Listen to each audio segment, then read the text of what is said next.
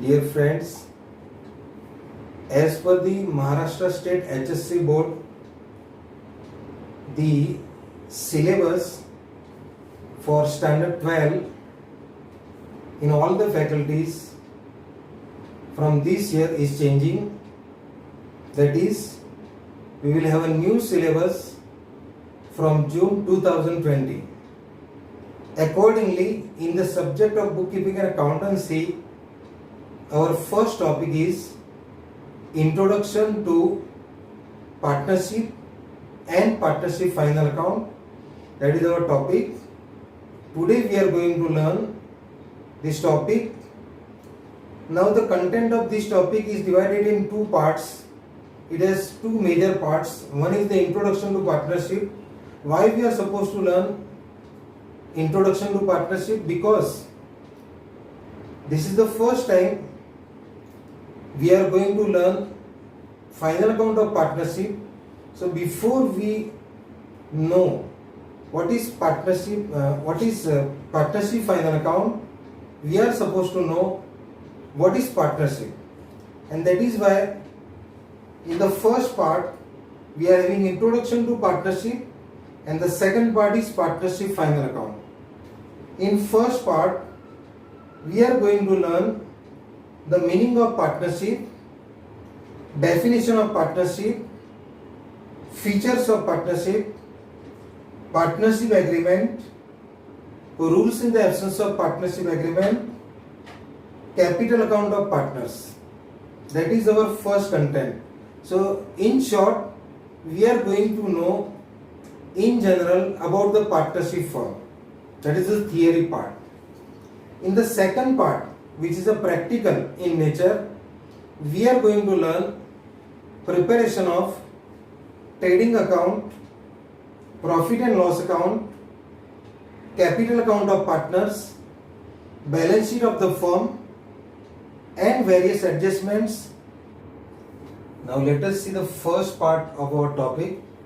We will start with the meaning of partnership. Now we are having different forms of business organizations, as you know: sole trading concern, partnership firm, joint stock company, cooperative societies, multinationals. So among these, partnership firm is one of the form which is the most suitable for doing business when the size of business is generally small.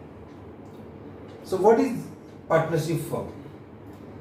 In partnership firm, two or more persons, they come together, they exchange their ideas, they contribute the capital, they contribute the managerial abilities, technical abilities, and then they join themselves to do a particular business. Which type of business they can do? They can do lawful business only. Illegal business is not allowed in partnership. So that is why here it is given that partnership is a form of business organization. It is a form. There are different forms available, as I told you. So it is one of the form which is available for doing business. Form of business organization. So from the given forms, it is one of the form which is available for doing a business, in which two or more persons, so minimum requirement is two or more than two persons, they come together for conduct of business. Now what type of business? They are coming together for conduct of lawful business, which is legal in nature, which is allowed in the country as per the law. So these two persons, they come together for conduct of business with a view to share profit or loss of business. Now what is the motive of coming together and doing a business? The motive behind forming the partnership is to share profits of the business. And naturally, when the profit is shared, loss is also automatically shared. And now the persons who are joining such business, they are individually known as partners, and collectively the business is known as firm. That is the meaning of the partnership. And in India, we are having the Indian Partnership Act 1932, which governs or which gives the rules and regulations for conduct of business. So in the next part, in the definition of partnership, I am going to explain you what is the definition of partnership as per the Indian Partnership Act 1932. Now let us see the second part of our topic, definition of partnership. Now in India, as I told you, we have the Indian Partnership Act 1932, and as per this act, section 4 has given the definition of partnership. What this act says, that partnership is the relation between persons who have agreed to share the profits of business carried on by all or any of them acting for all. Now this is a short and sweet definition given by the law, in which the law says that what is a partnership? It is a relationship between the persons. So how the relationship is established? Two or more persons, they come together, they make an agreement, and as per this agreement, the relation comes into existence that they are becoming the partners. Now what type of relation? The relation between the persons who have agreed to share the profits of business. Now what type of agreement they are doing? They are doing an agreement in which they have agreed to do a business and to share the profits of the business. Who will carry on the business?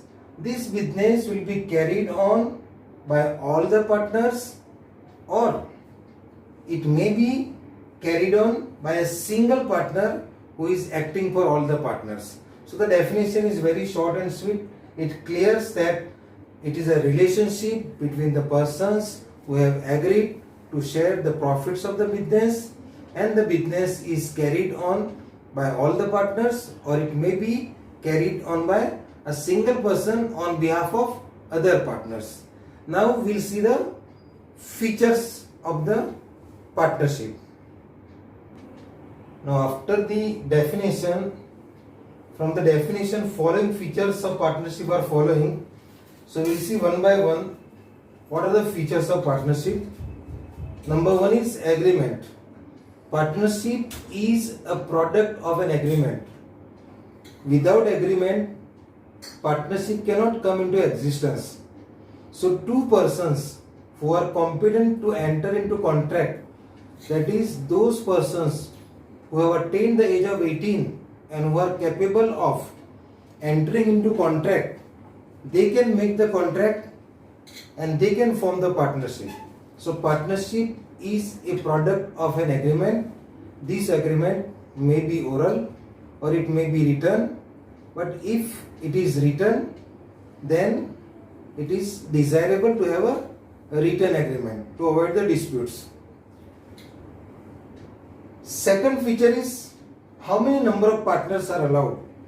Minimum two partners are needed to form the partnership, and maximum 50 partners are allowed as per the new amendments of the Companies Act 2013.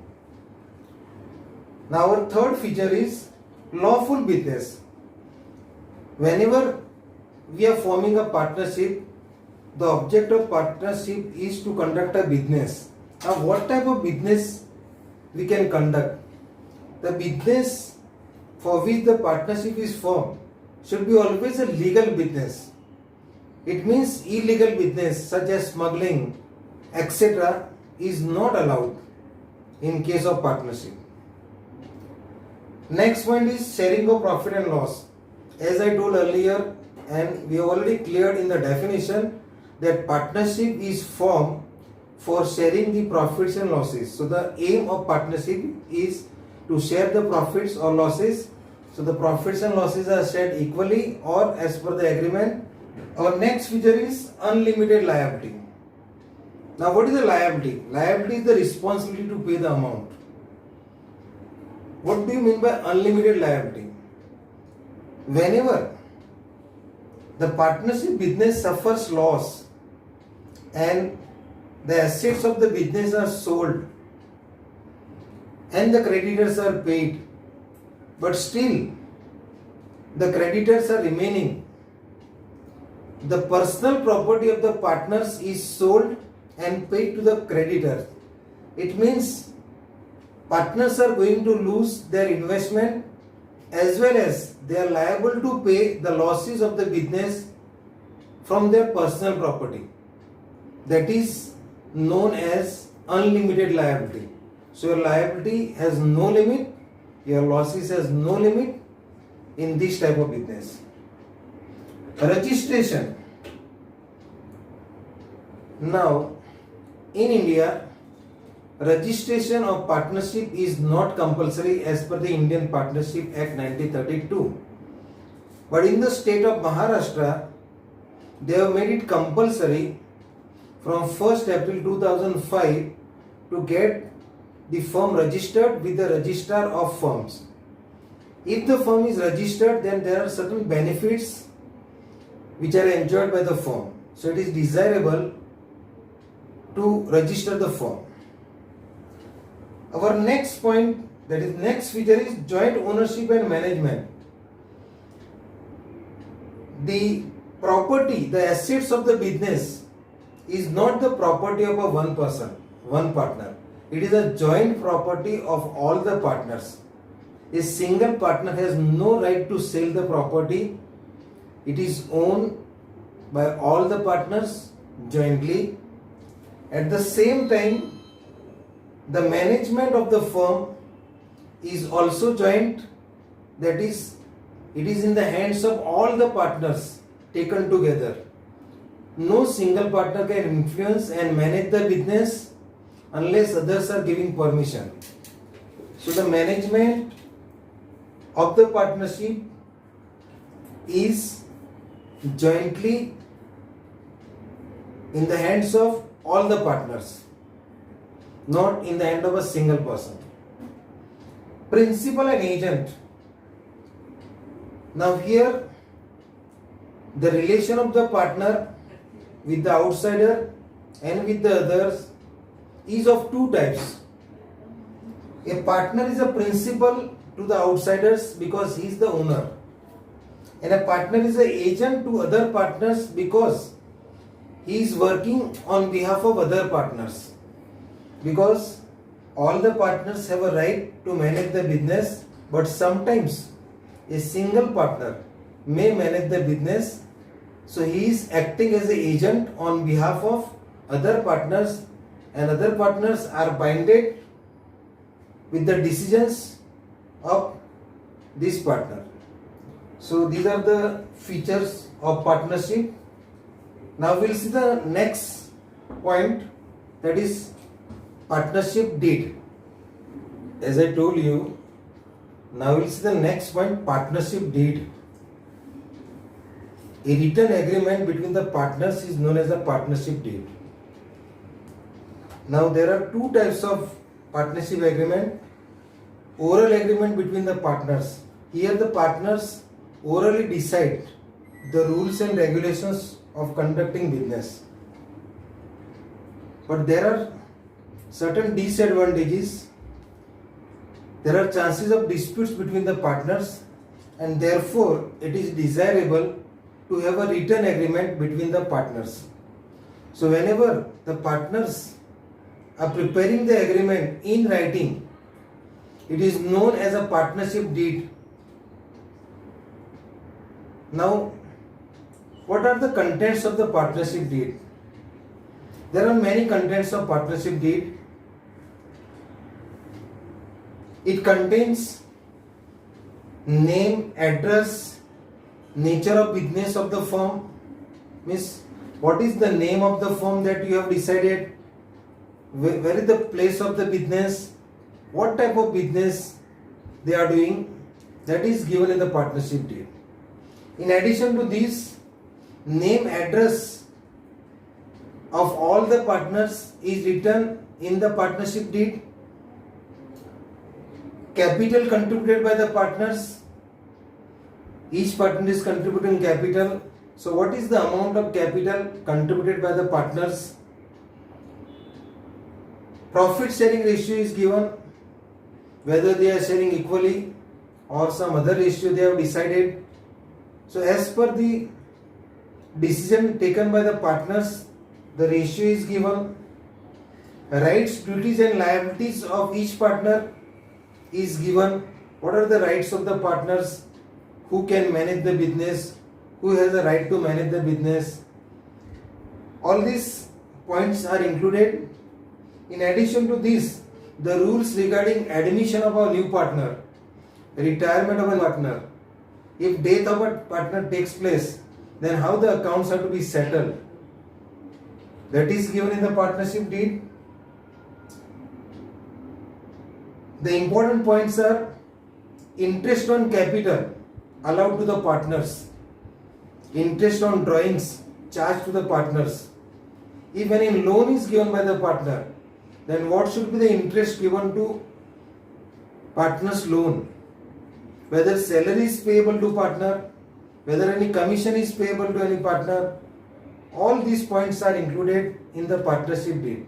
In short, in partnership deed, the terms and conditions of governing the business is given, and all partners are binding as per the partnership deed for their actions.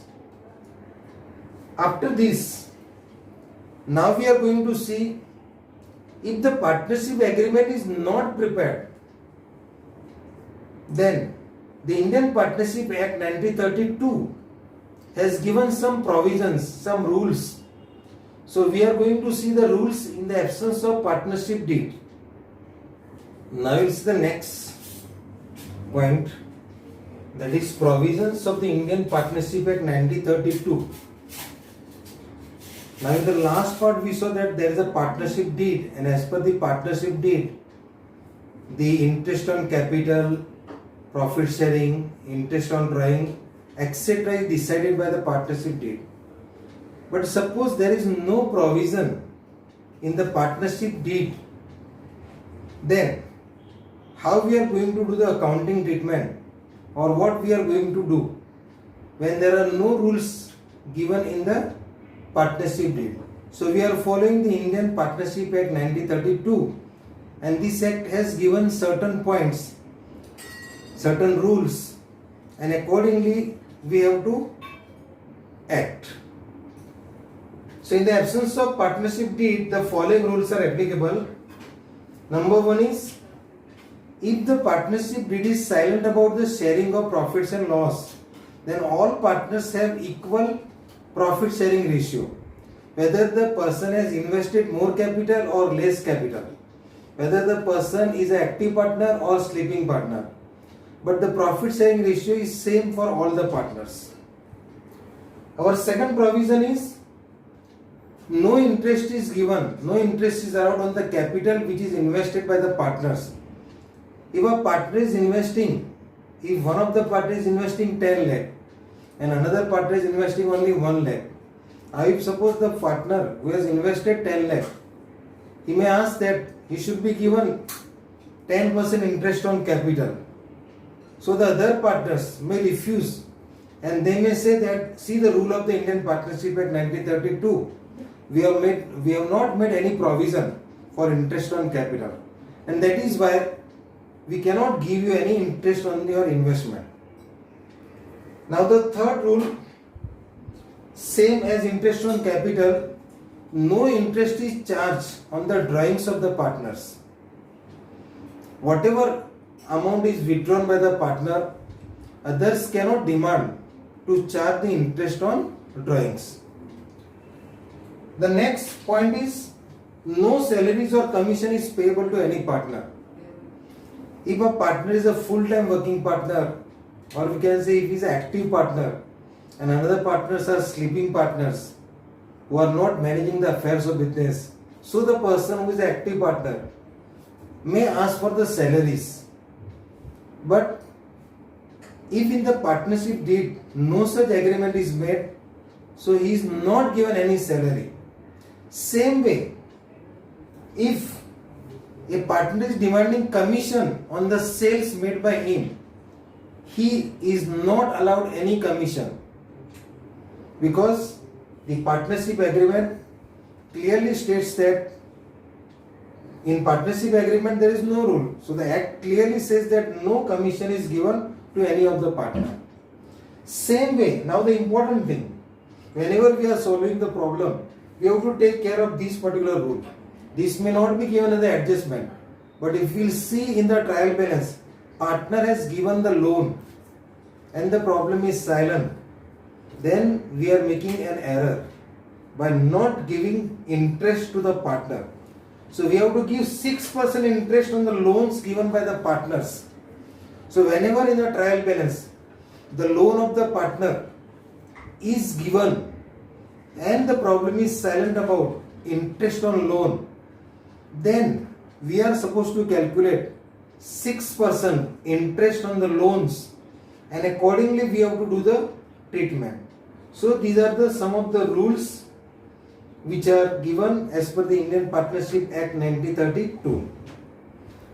Now so far whatever points I have covered, right from the meaning of the partnership, definition of the partnership, feature of the partnership, partnership agreement, rules in the absence of partnership.